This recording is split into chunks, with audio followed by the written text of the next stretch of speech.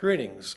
I am David Zokaitis, and like normal, here to talk about civil rights. Last fall, you all know that I was detained by 4 cops who were not very generous. So I keep coming back because the motivation for such an event is kind of complicated and there's a lot of components. Well, one reason why police get to do this kind of stuff is because the government says they can.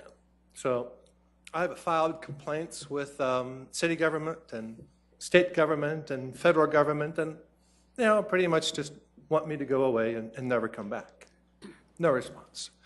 So we might all ask ourselves, well, how bad is it really? Well, in my case, I was detained for 30 minutes and they tried to terrify me and they tried to set me up, but I walked away from it and didn't get beat up and didn't go to jail. But there are cases in this country where things have been much, much worse. So if we're asking ourselves how bad can it get, well, we should review some of the much, much worse cases. I direct your attention to the Sean Bell shooting incident in New York City. Happened in November 25th, 2006, when 3 men were shot 50 times. That's quite a few times for police officers to shoot at other people, 50 times. Not guilty. No, that should be quite disconcerting.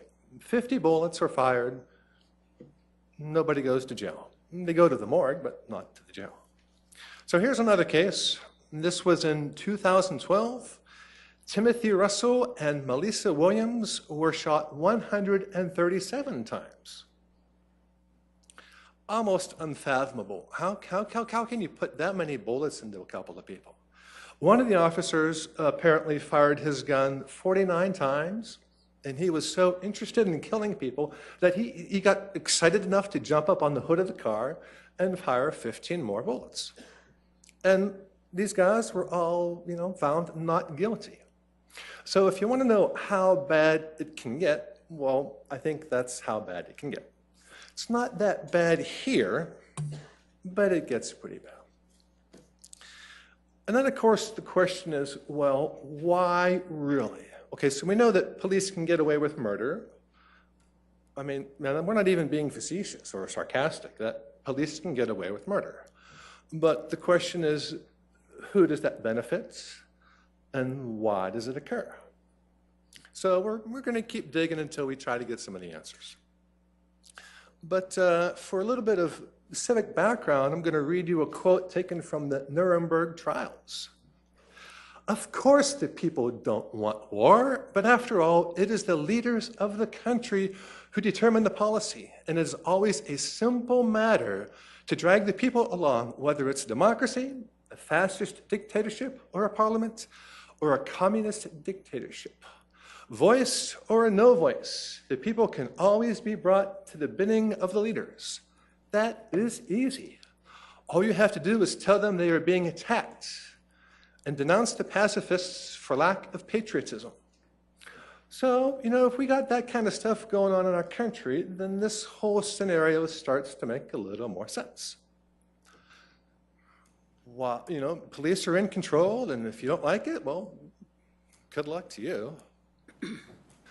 But we need to figure out what the motivation for some of that stuff. Now, here's a fictional quote by Caesar, but, fictional quotes can have some value, so I'm going to read this one just because it's so cool. Beware the leader who bangs the drums of war in order to whip the citizenry into a patriotic fervor.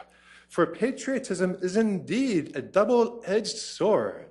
It both emboldens the blood just as it narrows the mind.